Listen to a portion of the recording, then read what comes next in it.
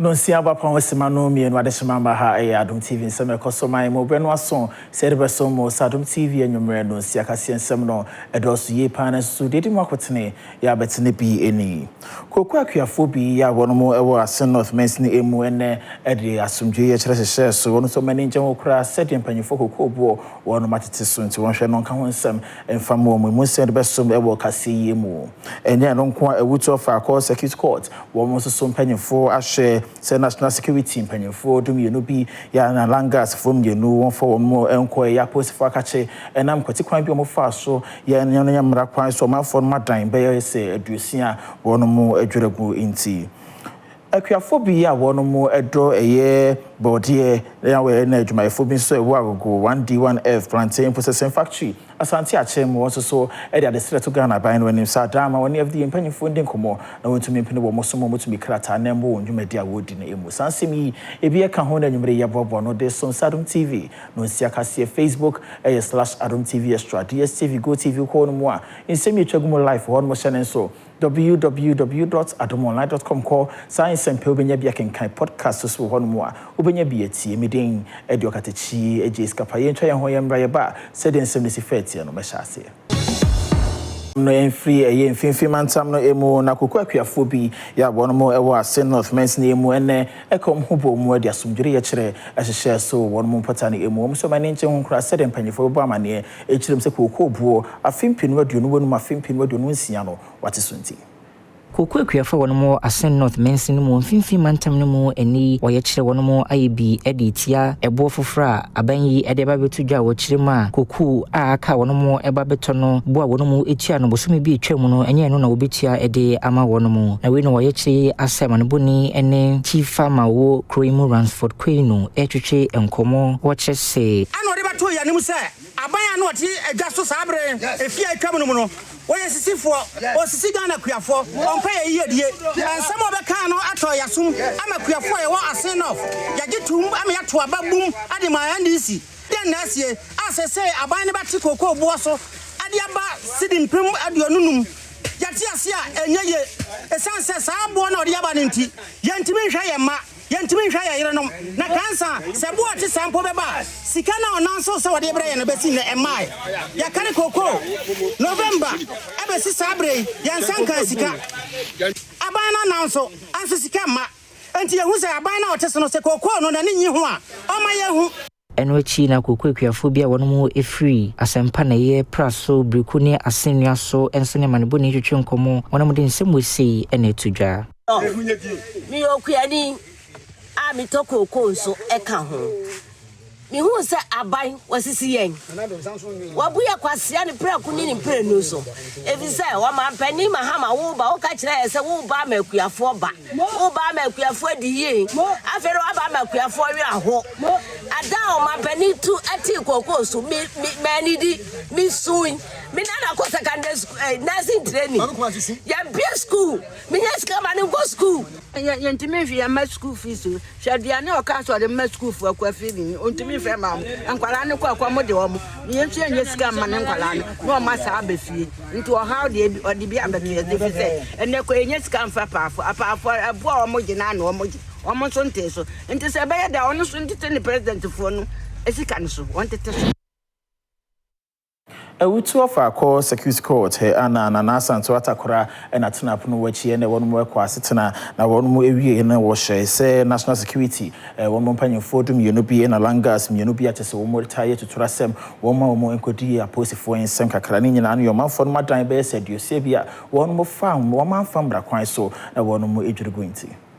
Awutu of our circuit court he ana nana asantewa atakura na tinedwamu enipa edumienu a wono mo ka national security ho a mienu bi nso de wono mo langards eni wahyese yemfa wonkotwere aposifo ekukumu ne nyina ne se wono mo ekobubu adan bi a na omanfo esi wo gomwa akotie no ewo gomwa east mensi ne mo mfimfi mantam no emu se yebeka ye nche bia na dom kase yebo mo amane se eni gomwa ojobi district police command no akire omanfo bi se ni wono mo akwebubu omanfo adan a wono mo enitumi bia se wono mo ebeye na we nam so ema ne court no ekwa asetena na wo hye se yemfa wono mo nkotwere aposifo kokomu na obenembo samende to so enai wonsanfa wono mo embra ebiom nhihye no akọ no meni adwon almost 2 weeks time yembra na message na me de meni baji pa se ombedem forever because endo do mo de e ho no mo de me sheki yankasa me buo hu nti me fast na me fa motor mo fa police for ban esa de anka me bebe mo de minu amo na e ho nti pa cho mo hwe na case na e da ho na so pan so mo hwe na mo be fa mo mai na nkofo no yan fa mo ko aban kuku mai e da judge no ma omo ti ase say sana case na koye no e wo say yes na de omo call remind na eye on the 4th of March yes na ba na e beto asem no so na meda judge na say esan say case no na time security for make na catch omo say omu time so make nto omu nya abotre time so oba mo kwan na omo akasa awona hemfo bia wonom nso wogumu akoti e de to aposifo yi enimu say na nka bye wa man mpo anka bye mde nanso wa kan so nya asemi aka tire ndua no si nu no de ni de chira na yaba na ebuhu nua obokọ na ma bia yi so de asem kan bia ehu ye ni ji papa de judge de na ase onko so ayin na dwun sara na akoti ni anwonto hen mu fi hin no ohin na woda asasa woda ma na ofa asefo no no we do adwuma no no wo isa ya oyi ya afase no wakofa cruise there one million view one more kakra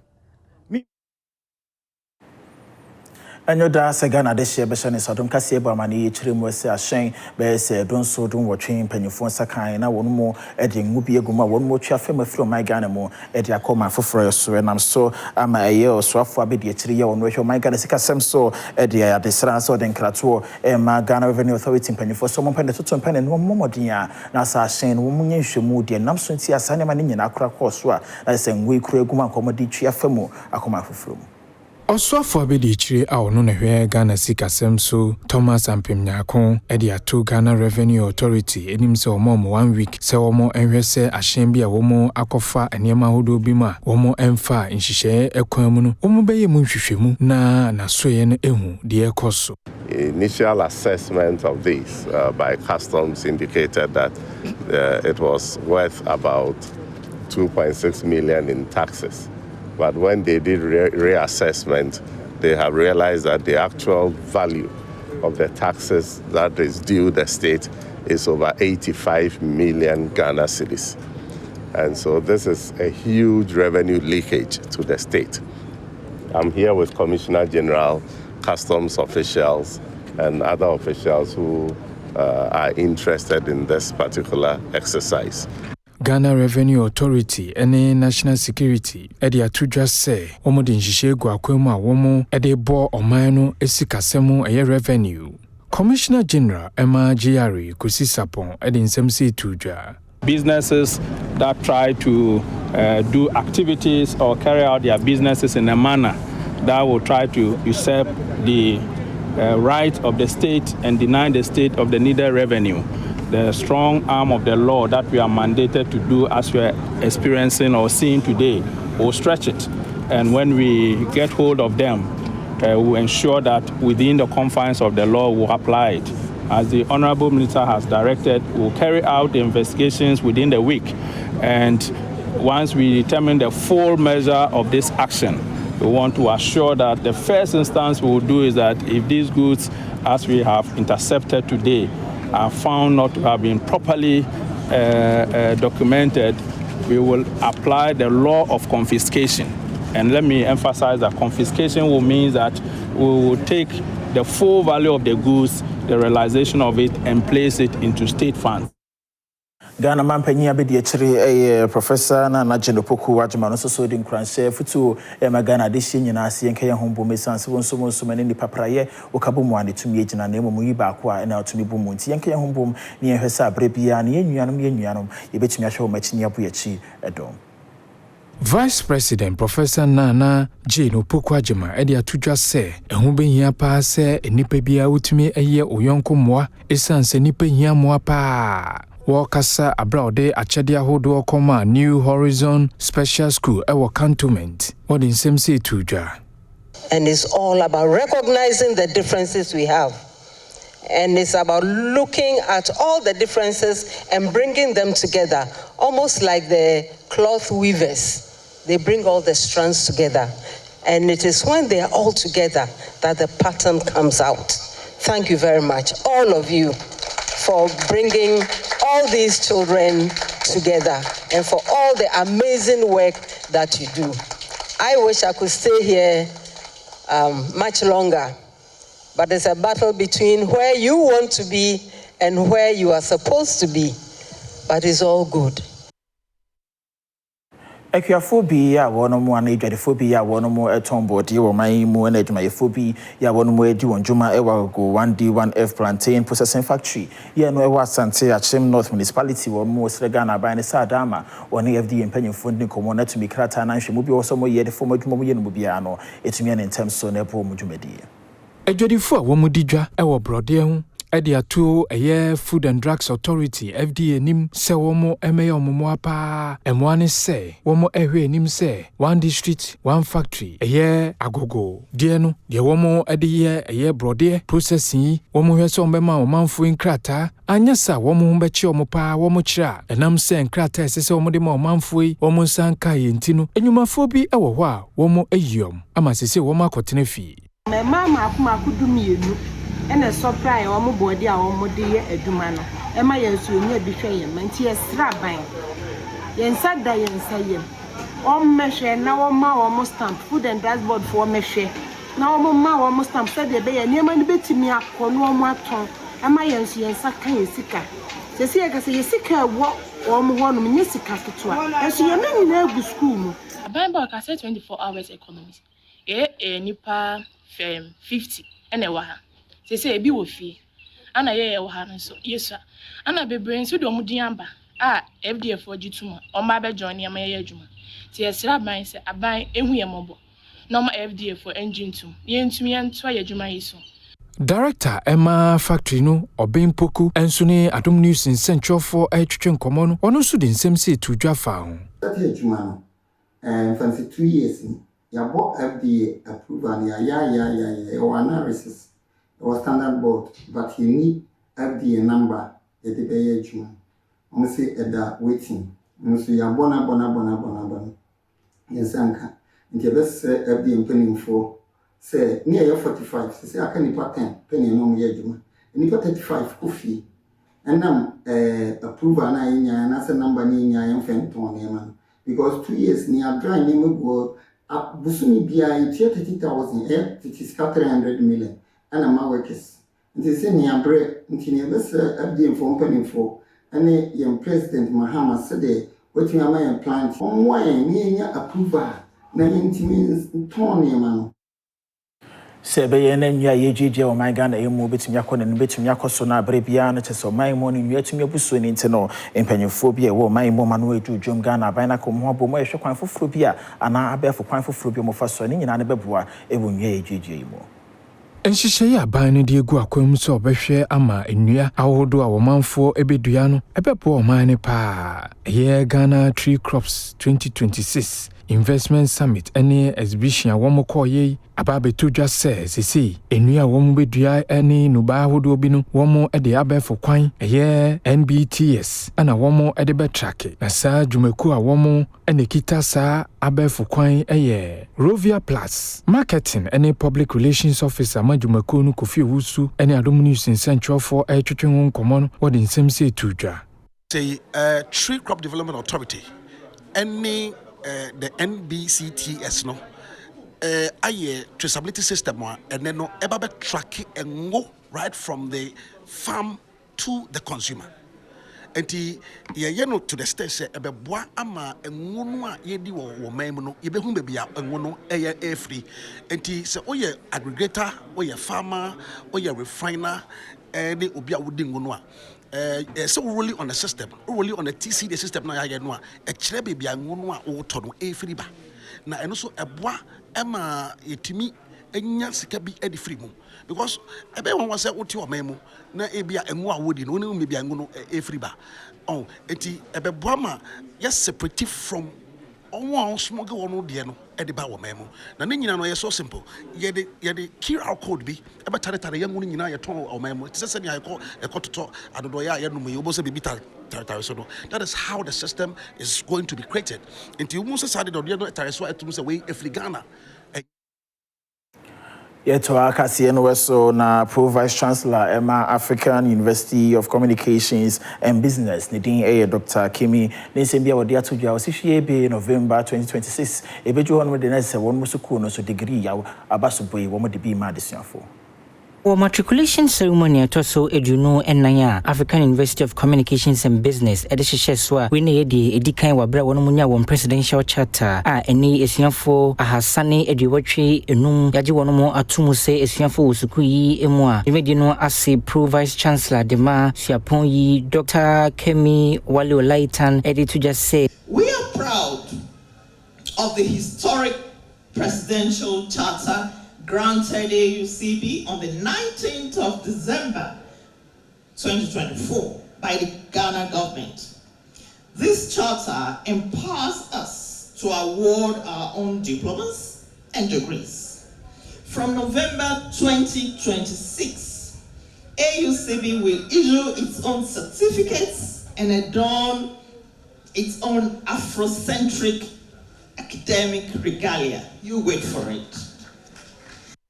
Ahona Director of Student Affairs, the African University of Communications and Business, Dr. Richmond Akwakoman, and so any editors for United say a church for one more obey one for Mudie, and so near Canina, I will one Ancasaho, essay, one more so Ebisia dear, no Sian ye, Sanabaya, Nintia one more Eba school, no, and for so be to me, Abaso. Also need to understand that matriculation is not a one-sided agreement. By signing the matricular today, you have entered into a commitment. So I'm also going to share with you what we expect from you in return. The first is that you need to show up. You must be present, not only physically, but mentally too as well. University education, it works very well. In fact, it is very fun when you are an active participant in the learning environment. In fact, as your lecturers, we are going to teach you whatever you need to know, but we cannot learn for you. That one, you have to do it. So that's one thing we expect from you.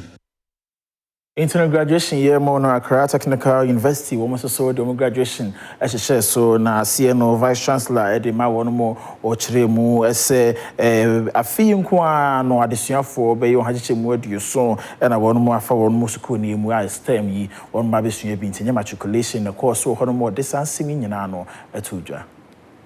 Accra Technical University any the one matriculation jumedi ahihye so ama se no ekase de okopimu ewosukumu hono mu a omanfo a wono bagentete fufura ye je wono mu atomo hamunchichemu eduoso de and the STEM jumedi awodo no ba sukumu sewi oba besia ne nyina nso eka Ghana any botaya de si no so say STEM adesua no ye befa no adehia. Even though we receive 27,000 going to 28,000 applicants, we were able to admit only 18,000 of them, making 65% as an admission rate. And among those we admitted, we have been able to register a total of about 14,000. These 14,000 add up to our number, our existing continuous students of about 20,000, and with some few students expected to register who are paid and are in the process of registration. We came to a total population of about 36,199, representing morning student, evening student, and weekend programs. We have recently increased our number of offerings. We offer now about 30 Bachelor of Technology program 4 years straight in very innovative area, including cyber security. Accra Technical University by far is the only university offering a 4-year cyber security in the tertiary ecosystem now. And we are supported by many other companies that come in MOUs to support the certification, and these students are being trained very well. It is obvious that many of the people we couldn't accommodate is due to lack of infrastructure, because if we have to increase the number beyond our capacity, we will not be able to assure quality as expected, and quality is prime in our way of delivery. And so therefore we have to limit the admission to our capacity. But we plead that through this means, may philanthropies, may well-wishers, may alumni, even government, come in handy to support us, to increase our physical infrastructures, to be able to accommodate, Into we no matriculation and no course so Accra Technical University my ento yensem no so na Conference of Heads of Basic Schools ya won we wa half month many mpanyimfo makasa so many nje ho courage na ya ba yake mpanyimfo asi OBC of Heads of Basic Schools I know have mantam nemu eni na kasa wono mo chima West African Examination Council Trinity asa WAEC enye wono mo adwene se woni wono mo ebihia no adwendwen afi BC nsohwa emofra ebetwere no ehu we na wabra mane boni samiasare ene chairman dema ekuiwa of mantam nemu Edwin Sapon Boache etwetwe enkomo watches me stress WAEC no omomo mo nioma bi enko yie mayen if you say yen ye implementers yen ye wo form Inti mo yen hihye bia mo ne yen dwen ho postponing the changing of the dates of writing the exams. First one you start in July, second one mo dey about June, third one ma sign dey about May. Ente yet one hwe on beka say January. Inti yesra mo omo hihye ne oma yie because yen ye prepare nkwala no. Ena ne etoso mienu sa grading system no mo dey aba no. Yen ye wo has heads no kra no. Yen ti ase ye directors kra anti ase. But with the grading system about ye de prepare nkwala moma ye ntiase momra na mo training stakeholders meeting ni ye ntiase na sa grading system yensu yentumfa kire yie ama nkwala na kotro exams ye nya papa ama ye mangana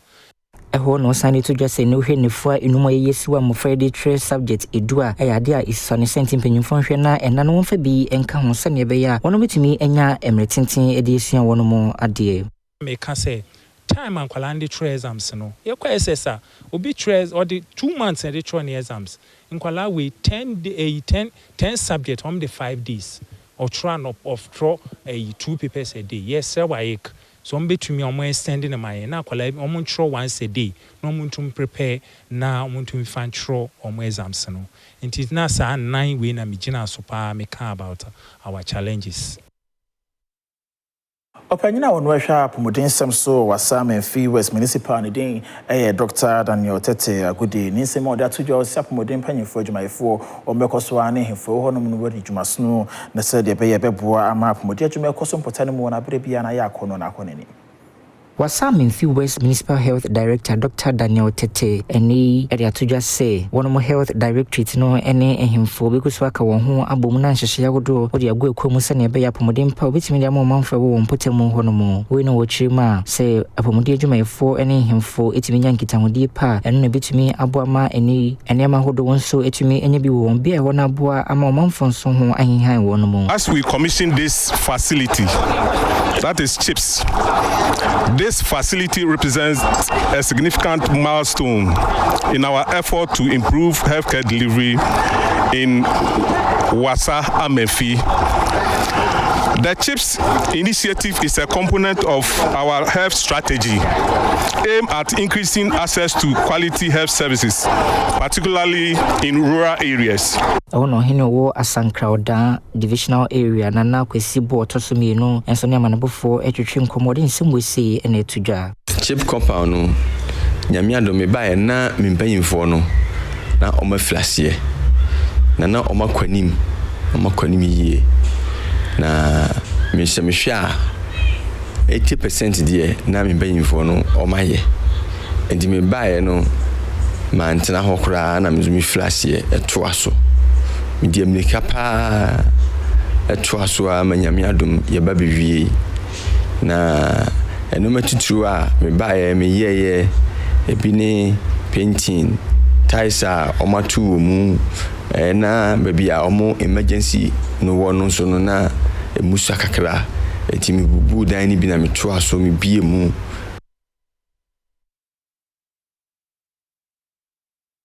Ghana National Fire Service and woman for upper automated fire compliance and safety system. Who went to Manabota Union and the CJ Tato man for Mufi or my Ghana Mono, a subit to me at 10 abuse so crowned and back as a baby to me and I'm so major to be fian and tempani being Pacona Sutranas and Penny First today and moment to my in term. I don't know.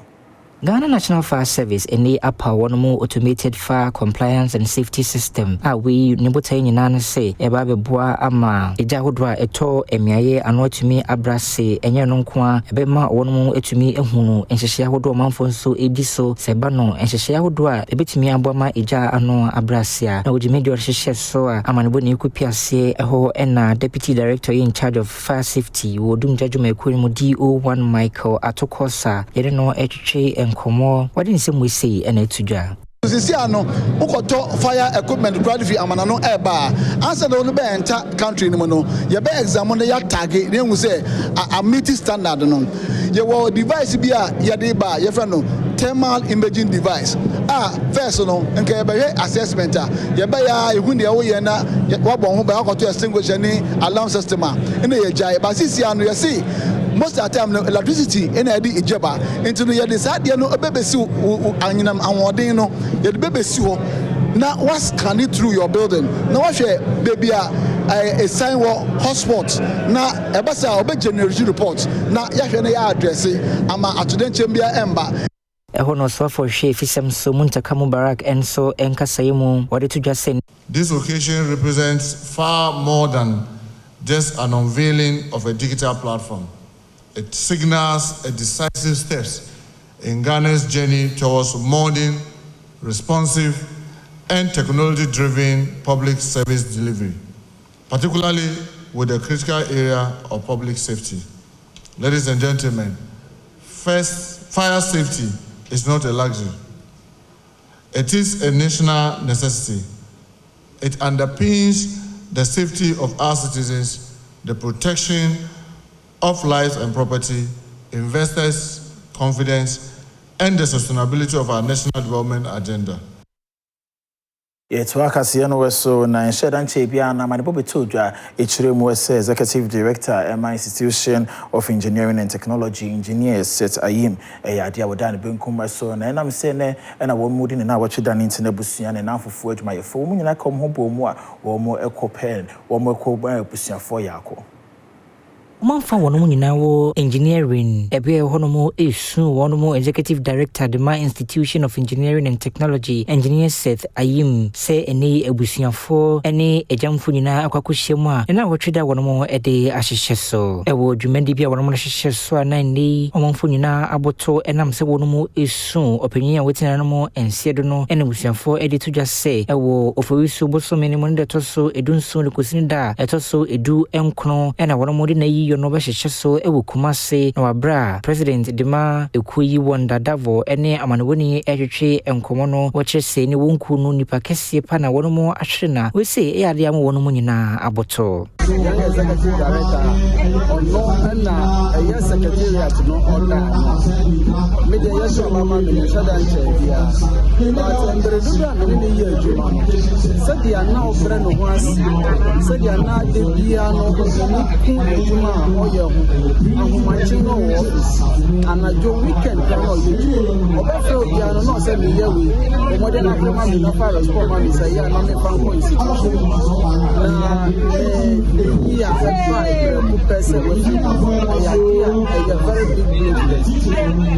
on Engineering Council of Ghana Registrar Isaac Bedu and so ekasa ade afa set eyim wotina namo ensedi hono nsem we say no de to dwa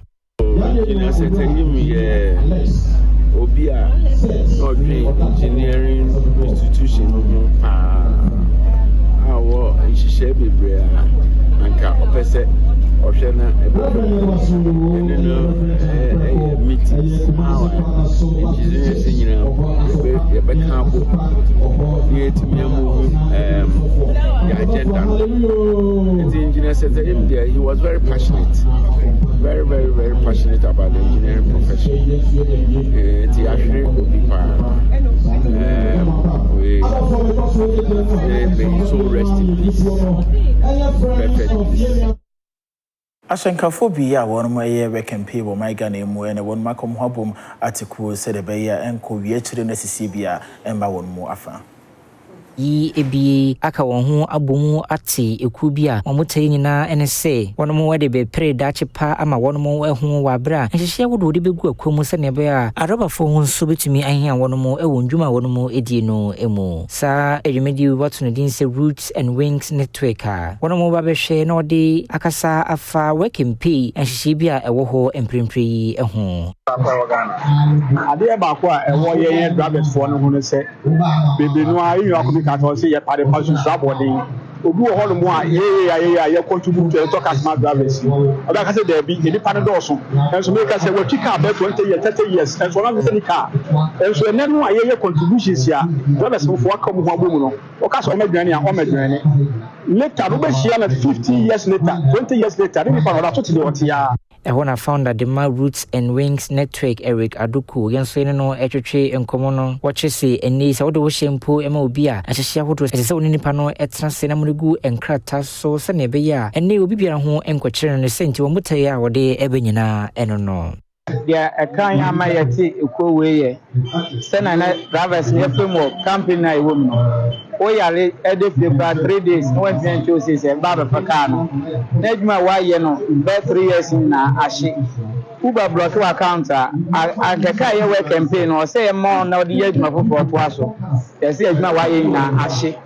sɛ na ɛyɛ yɛ ayɛm hyehyɛ a yɛde saa campaign we ba sɛ ko we ba sɛ ɔsɛ yɛtumi agye driver ne fi nkwaso mu na ɔmotumi yɛ ɔmo fan deɛ ntina yɛde ko we ba yɛ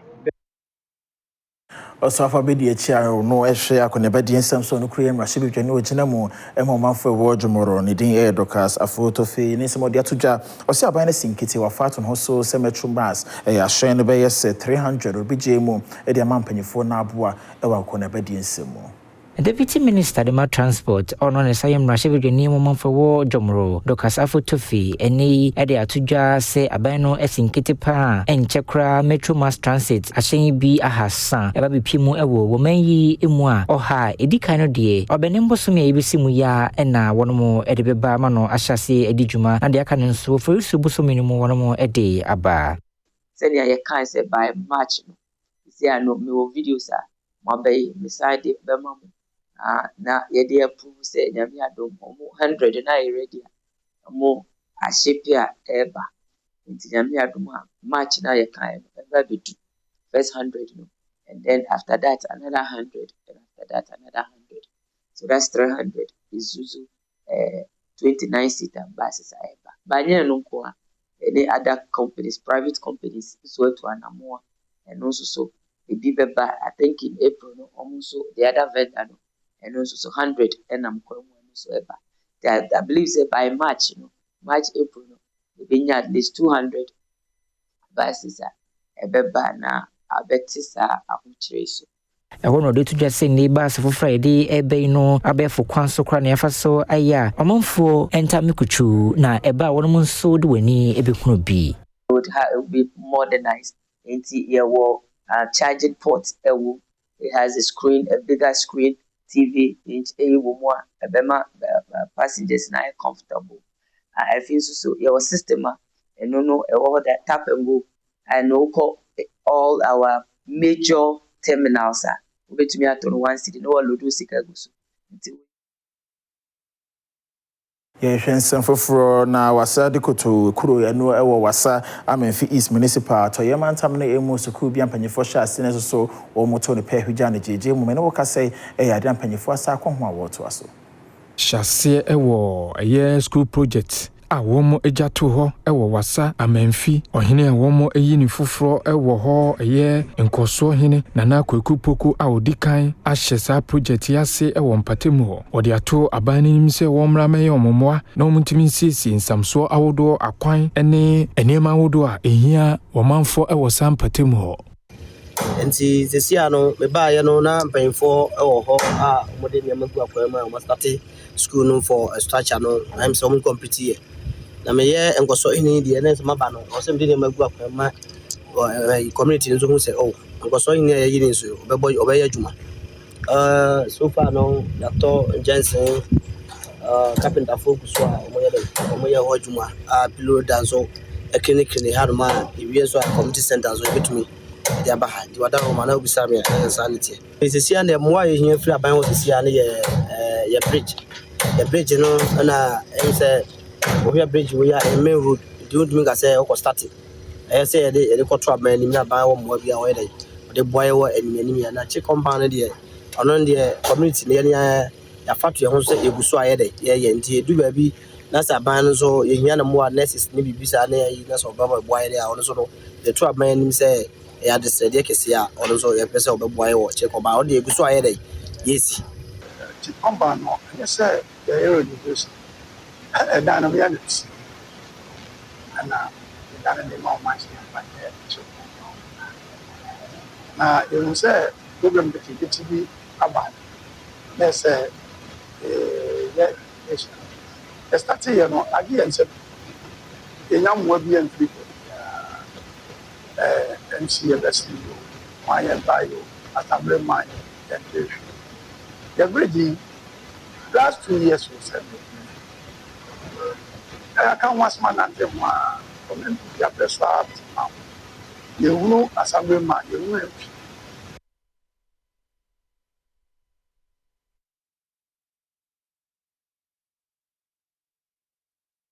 To Fuhima ya no ewo chira no traditional area bibia ni anya so be kwa municipality atoye tifito mantam ne emo enso accent our kantam edense wo so be do betumi bia se de be abre bia na pomoden sem ne manfo mu ebetumi ayekra behwe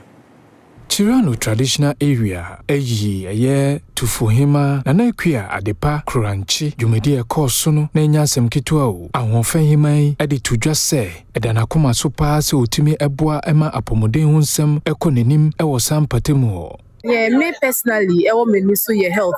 esan say health na me hospital administrator e wo Bugos government hospital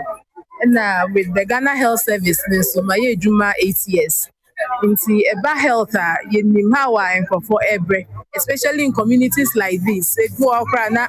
omuhia medical equipment, pikram pona eden. This is more reform, more bigger hospitals. Into ya pomudie ho dia, eno die ya dia e wo makoma so pa. But notwithstanding so no me ba na yetimishia as ahemfofo a and so near Eda Krona Kumaswa, I was say yetimi to one among. Na ye be together, near family plans. Na ye how I be to anamon. Ohene awo sampatemu nana kwesi nyunu a otoso mienu enso edi tudwa se. The here empa ne electricity extension. Say since say omo light bre en krum ha. Omo nya extension da. Krono so kwachiri ama obidia na de wire bia kososo na omatwe very very dangerous water board e wo kira no na omoma yensuo but yehunu ne ye na nsan ensuo no ma ye ne e wo kira no kura bia be na otwemie no kura na ensuo mai the assembly omo betu ba ko omunye edie omeboyen na yensan kansa na maybe because nyina part of life, social life. Say nya adia hadwen. Hajia Amina Adom ono ye raba kwa ujina ndi samani kuna nema nanka wapese oprima shibijom di bread ma wonmo ayawa so east yansusu enya ade se wutimi mu enkonem no woka say t-shirts beye se aha enom 500 insuye ka ho biora kwakoma baba jama se de beye betumi aboa no e won nto bebo mu ni nyina bebo ma ndi samani ku no o mobile election ebe koso ayawa so east no o metumi edi nkonem ene kabomu ebeba ewo NDC amanyukuo nifa ewo ayawaso East nti Hajia Amina Adom ede t-shirt ahanu ensuo ahoduo bi eka ho a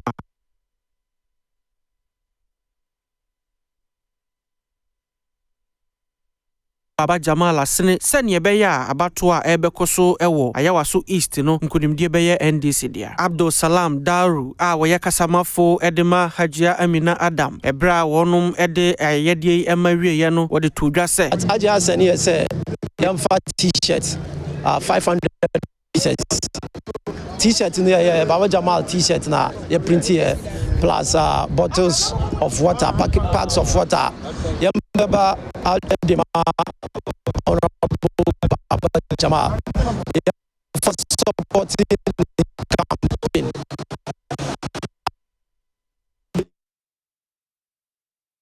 Monfache yen fidi ni twitwe mo de tibia na ebetumi asa akọ akire na sede nsem ni sifatie no ye de yasom na so ye beto akase no so James Agogo no NDC amanyoko no chairman Emma Defense and Interior Committee wono na Kane Deputy Minister for Interior wono maka wontuma bo wonsem bia wo de ato jom se ho abehia so my Ghana Burkina Faso mpanyefo ebetumi asinkonyo bedi nkomo no ma hwa to ne ma ye beboa ma abre bia na ho bampon sem no etumi afa ne ntoma pa efra Mandema Defense and Interior Committee wo Ghana yemna shebedwe James Agogo ene ade atudwa hia se o my Ghana ani Burkina Faso yebetimi aka ye ho abomu eba no nkitamudie emu a sane eba yebetimi aboama abonofosem ano abrase ewo amayemienu entem wenyina na wono ekasa ede afa Ghana manfo bia wono ko bia wose enkanto si bi okokofa aba beton a wono ekehia won kwanhie wu ma anya hwekwani pa bense enwotwede ene wono enka atiasefo eho That statement is most regrettable. They know the position of the law. What is an illegal government? You see, when a government successfully takes power, whether through a coup d'etat or whatever, a law, a certain rule norm is established, right? That rule norm gives the regime legitimacy. So if you attempt to overthrow the regime and you fail, in the eyes of the law, I mean, you have committed treason. So, like it or not, whether Traoré came to power through a coup d'etat or whatever, when he successfully, staged that coup, he established a certain rule norm, which must be respected by all. Today, his government is the duly constituted government in the Republic of Burkina Faso. We and members so Defense and Interior Committee so Charles Owusu, and in some way say to Jan.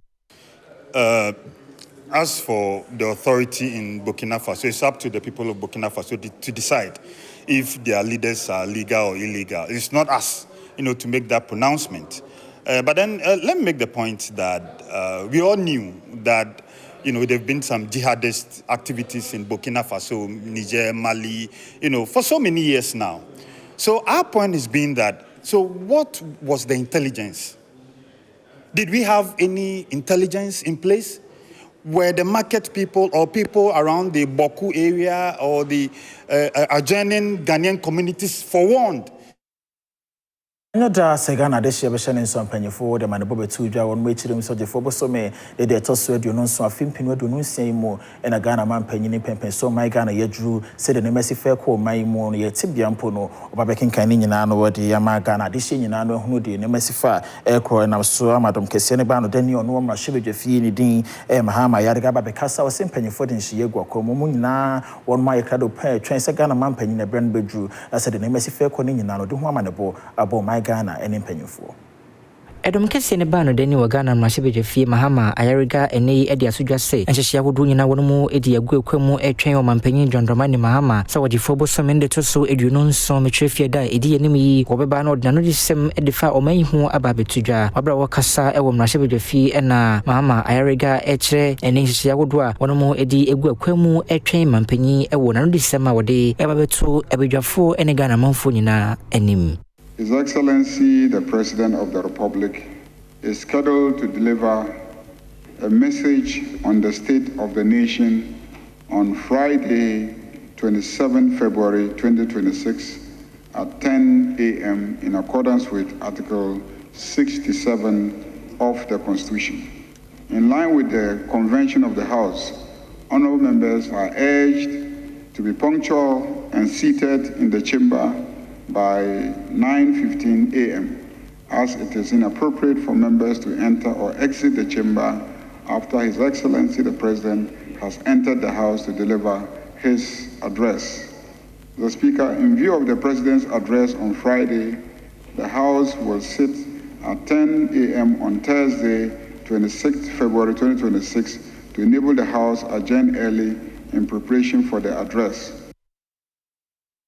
Adom TV and Reno Sakasi and Agusuya with Bush and my entire seminar so na Bradia Foundation or no my Yami Esu Jumapa Yani Sio Sikaka home one my Sebi Quataya one more El Baby or call no money may am kind in Yano or the Achewomo. Bradia Foundation aya dear Sonkokra Ediama Omanfua wo Kwame Nkrumah Circle sebi empreduasa wonum eni babida na ohiamwa wakoma won aduane eni nsuo ede Nyankopɔn asɛm eni wodo ataya trade ama won wo wie ye no enye honko a okɔ gbawe leprosarium ehon so yenuanom bia sebi wonum eyare kakra okɔ ekɔkyerɛ won wodo eni won ekɔkasaye sɛne beya won so enigye bɛhye won funumuma na kɔfare bai de ma Bradia Foundation Michael Kwesi Edwe editu dwase won ani so ade hunu ene se obeboa woni bie na wobema won na won ho akere won ani age na afiwe the 6th edition of Jollof Rendi no Yakopon ka se efa dwumadie no embra enkran na yenhwe won a owo Geros na afeso ma me na parma mo le poserium no also yenko ho enti ene ya bewie Geros no yesan to aso me akọ le poserium no na but I need to pone say yedi kan yenuanom a drugs nti mo pe Geros no e wo mo hu say tibia no mo mo na tibia papa ye Nyankopon asem so asan akọ won na ase na afei ye tu onfo na ebra no eno modin sa wo so na say emmoa bi de betia pa mo a ne apa abo mo omanfo bi a won saka ayeyedie bi e de aseda eni kabea ema Bradia Foundation e wo dosronko a obeda na di e de akere won ye kan say Nyankopon hira wo mo no nto wo mo nkwandam ewo Nyankopon dim say wo matuma kai yen so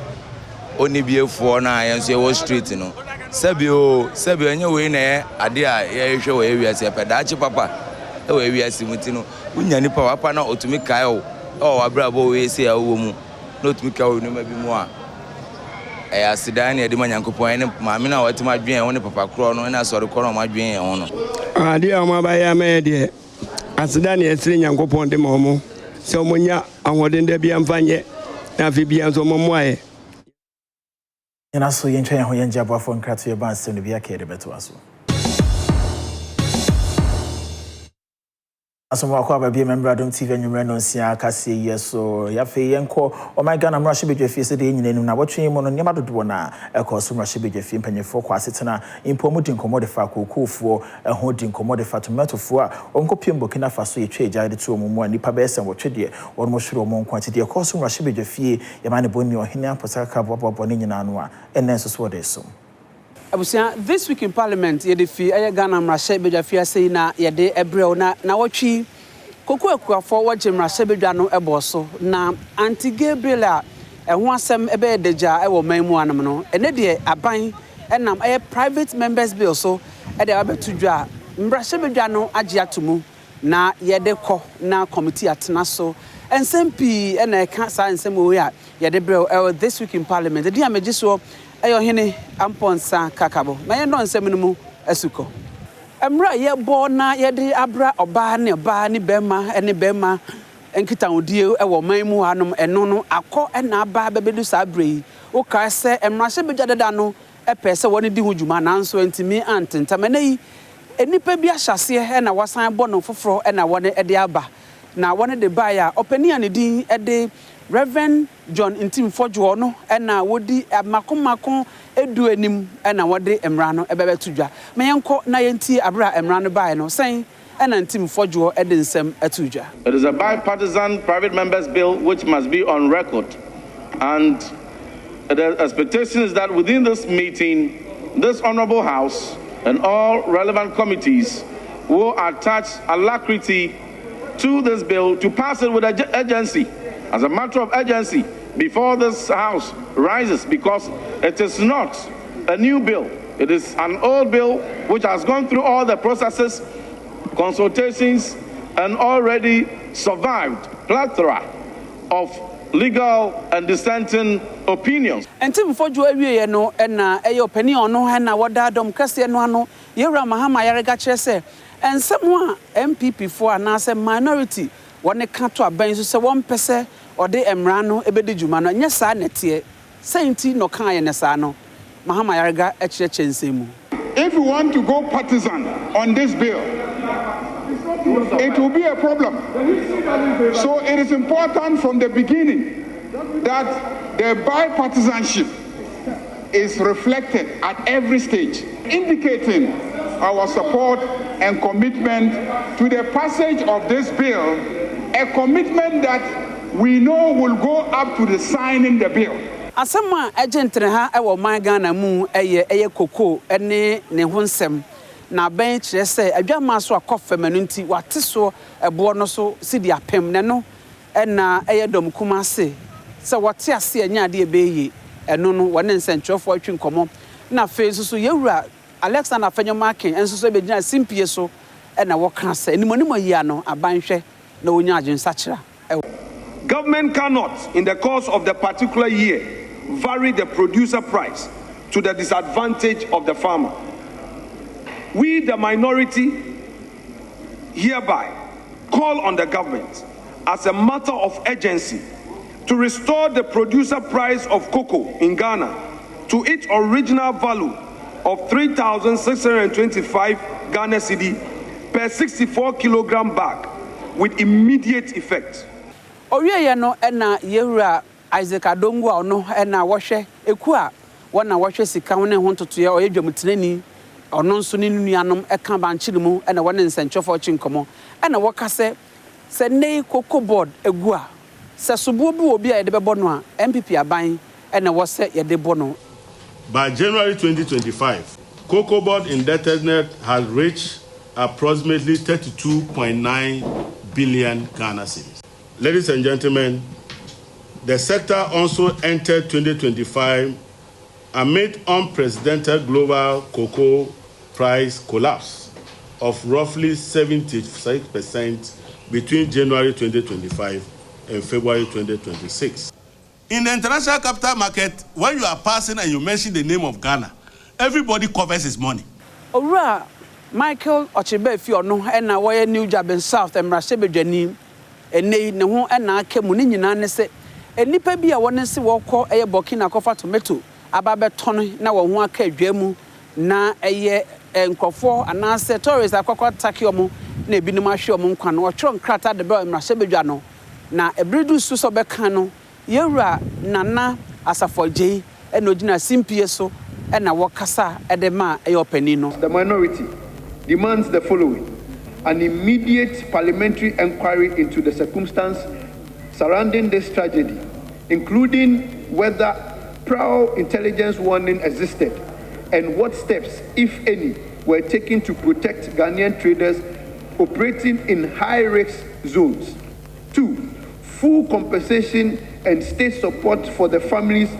of the deceased and the injured. Empeninse kwantinti bia ewe kotia we ayohene amponsa kakaboda sene ebesanto also this week in Parliament.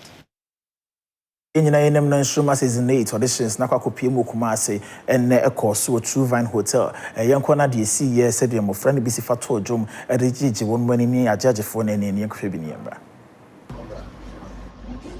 ko na sabra ene na wo mai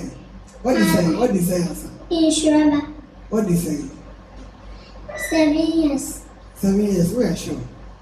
oh okay Inshallah any man now what high life Inshallah menti yo Descampalu tenis sojago osewa kwa mana waso odonyene obimpa obi boy osewa kwa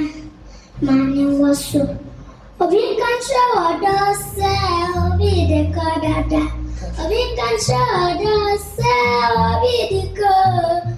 Yeni adrabuzin Beye sister brother beye every day beye problem beye betofie beye sister brother beye every day beye beye wakoda mesi mi fie ya si assassin pere obo entendo così na tu try be the girls also the little girls okay and I casa keke what is it 13 years. I got a body we are zero. And when you say my way 13 years, when you get say 20, and I want to trust anyway. Why are the bad people ask me say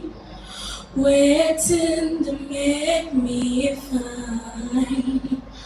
I just tell them say maybe Jesus make me fun. Some people ask me say waiting to make a difference. I just tell them say maybe Yenyina yehu ye na emu rehanafo emu to park eni emu chese enyasem ketfo wo nyina no bom ho wode nyambo china so no auditions nsa beto aso Kumasi Truvine Hotel next week Enkramantem channel so ba na ipon ho mode otumi etodwom a na ma do ne ho ahye auditions ne mu nyina so na kasia no memfa NC medin dio katachi AJS kapa makramo